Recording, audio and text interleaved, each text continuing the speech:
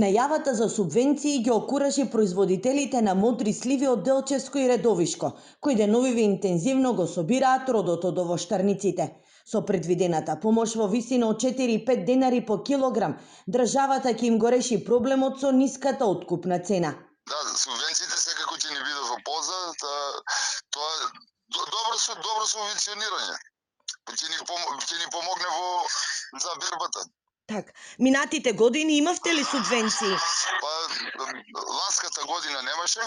Откупот на модрата слива се уште не е почнат, но според најавите, истата во откупните центри ќе се откупува по 10 денари за килограм. Оваа цена за производителите е неисплатлива, ако се земат во предвид трошоците што ги имаат. Пошто во се се зголемени трошковите и во заштитата и прехрана и нафти, за работна рака да не збориме.